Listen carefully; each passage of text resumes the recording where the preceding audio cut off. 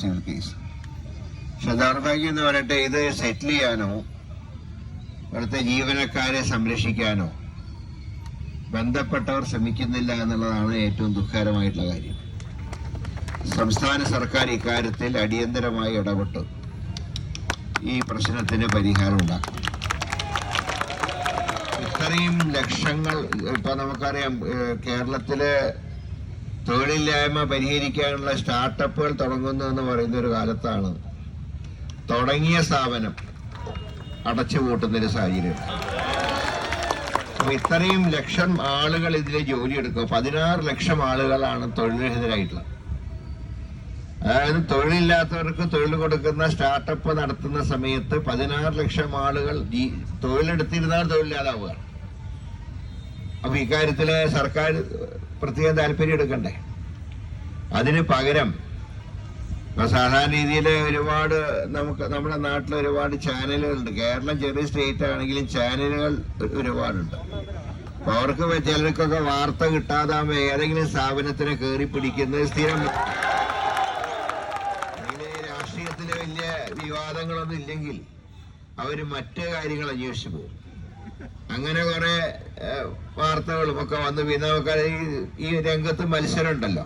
എല്ലാ രംഗത്തും മത്സരമുള്ള കൂട്ടത്തിൽ ഈ മേഖലയിൽ മത്സരമുണ്ട്.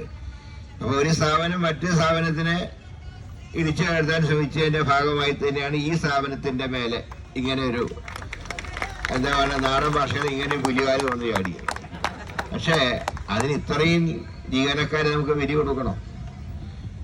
ഇപ്പൊ തന്നെ ഈ സ്ഥാപനത്തിൽ എത്ര പേര് ആത്മഹത്യ ചെയ്തെന്നുള്ളതിന്റെ കണക്കുകൾ എടുത്താൽ അറിയാം ഇതിന്റെ ഒരു ഭീകരമായിട്ടുള്ള അന്തരീക്ഷം എന്താ. അപ്പോ ഗൾഫ് രാജ്യങ്ങളിൽ തന്നെ ജോലി നഷ്ടപ്പെട്ട ആളുകൾ നമ്മുടെ രാജ്യത്തേക്ക് ഇപ്പൊ തിരിച്ചു വരുമ്പോഴാണ് നമ്മുടെ നാട്ടിൽ പ്രവർത്തിക്കുന്ന ഒരു സ്ഥാപനം അടച്ചുപൂട്ടുന്നൊരു സാഹചര്യം ഉണ്ടായത്. കേരളത്തിനെ സംബന്ധിച്ച് മുൻകാലങ്ങളിൽ ദുഷ്പേരുണ്ടായിരുന്നു, ഒന്നും തുടങ്ങാൻ കഴിയില്ല. അതിപ്പോ അങ്ങനെയല്ല.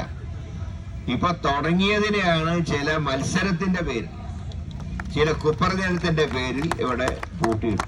അതുകൊണ്ട് ഈ വികാരം പ്രകടിപ്പിച്ചുകൊണ്ടാണ് ഇത്രയേറെ ഒരു ജനങ്ങൾ കേരളത്തിന്റെ പല ഭാഗങ്ങളിലും വർഷങ്ങളായി ഈ സ്ഥാപനത്തിൽ പ്രവർത്തിച്ചിരുന്നവർ, നിങ്ങൾ പറയുമ്പോ മാസം ഒന്നും കാശ് കിട്ടുന്നില്ല, എന്നിട്ട് പോലും എവിടെ നിന്നൊക്കെയോ കടം വാങ്ങിയിട്ടാണ് നിങ്ങൾ തിരുവനന്തപുരത്തേക്ക് വന്നത്. കാരണം ഇപ്പോ ട്രെയിനിന്റെ കൂലിയാണെങ്കിലും ബസ് കൂലിയൊക്കെ നല്ല കൂടുതലുള്ളൊരു കാലഘട്ടമാണ്. അപ്പൊ ആ സമയത്താണ് ഇല്ലാത്ത കാശ് കടം വാങ്ങിയിട്ടൊക്കെ ആയിരിക്കാം നിങ്ങൾ ചിലപ്പോൾ വന്നു കാണാം. അതുകൊണ്ട് ഗവൺമെന്റ് ഇക്കാര്യത്തിൽ വളരെ കാര്യക്ഷമമായി പ്രവർത്തിച്ചില്ലെങ്കിൽ ഇപ്പൊ തന്നെ അയ്യപ്പന്റെ കോപം കിട്ടുന്നുണ്ട്. അതിന് പുറമെ ഇനി പാവപ്പെട്ട ജീവനക്കാരുടെ ശാപം കൂടി ആയാൽ അതിന്റെയൊക്കെ ഫലം അനുഭവിക്കേണ്ടി എന്ന് ഭരിക്കുന്നവരാ. ഞാൻ മറ്റു രാഷ്ട്രീയമൊന്നും പറയുന്നില്ല, രാഷ്ട്രീയം പറയേണ്ട രീതിയില്ല. എല്ലാ പാർട്ടിക്കാരും ഉണ്ട്, എല്ലാ പാർട്ടിക്കാരും. പക്ഷെ പട്ടിണി വരുമ്പോ എല്ലാവരും ഒന്നിച്ചാ പട്ടിണി കിടക്കും.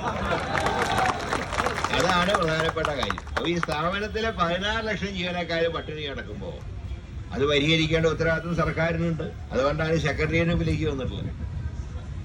അല്ലെങ്കിൽ രാജ്ഭവന്റെ മുമ്പിലേക്ക് അല്ലല്ലോ പോയിട്ടില്ല. സെക്രട്ടറിയുടെ മുമ്പിൽ എന്താ വന്നത്? ഇത് പരിഹരിക്കേണ്ട ആൾക്കാർ ഇവിടെ ആയിരിക്കുന്നത്. അതുകൊണ്ട് 16 ലക്ഷത്തിന്റെ പ്രതിനിധികളാണ് ഇന്ന് ഇവിടെ കൂടിയിട്ടുള്ളത്. ഏതാണ്ട് നല്ലൊരു ആൾക്കൂട്ടം അവിടെ ഉണ്ട്. അപ്പൊ ഞാൻ വിചാരിച്ചത് ഏതെങ്കിലും സമരങ്ങളുടെ കൂട്ടത്തിൽ ചെറിയ കൂട്ടായിരിക്കുന്ന ഞാൻ നോക്കുമ്പോ റോഡ് ബ്ലോക്ക് ചെയ്യാനുള്ള ആള് കൂടിയിട്ടുണ്ട്. ഞാൻ കൂടുതലൊന്നും പറയുന്നില്ല. നിങ്ങളോടൊപ്പം നിങ്ങളുടെ കാര്യങ്ങൾ നിയമസഭയിൽ ഉന്നയിക്കാൻ MLA-മാരോട് ഞങ്ങൾ സൂചിപ്പിച്ചിട്ടുണ്ട്, കാര്യങ്ങൾ പറഞ്ഞിട്ടുണ്ട്. നിയമസഭയിൽ പറയുമ്പോൾ ഏതാണ്ട് സർക്കാരിന്റെ നിലപാടെന്ന് നമുക്കറിയാലോ. അതുകൊണ്ട് നമുക്ക് ഇക്കാര്യത്തിൽ ഇതിനെ തുടർന്ന് സർക്കാരിന്റെ മറുപടി എന്താണെന്ന് അറിഞ്ഞതിന് ശേഷം നമുക്ക് തുടർ കാര്യങ്ങളെ കുറിച്ച് ആലോചിക്കാമെന്ന് മാത്രം പറഞ്ഞുകൊണ്ട് നിങ്ങളുടെ ഈ സമരത്തിന് എല്ലാ വിധത്തിലുള്ള വിജയാശംസകൾ നേർന്നുകൊണ്ട് ഇന്നത്തെ ഈ സമരം ഔപചാരികമായിട്ട് ഉദ്ഘാടനം ചെയ്യുന്നു. എല്ലാവർക്കും എൻ്റെ വിജയമായിട്ട്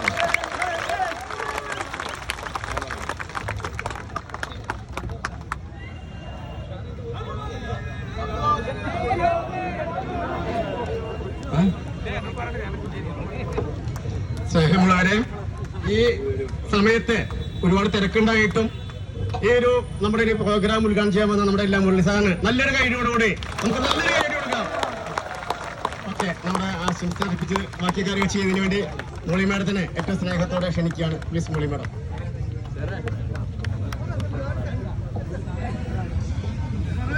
സ്നേഹമുള്ളവരെ, വളരെയധികം സന്തോഷം. കാരണം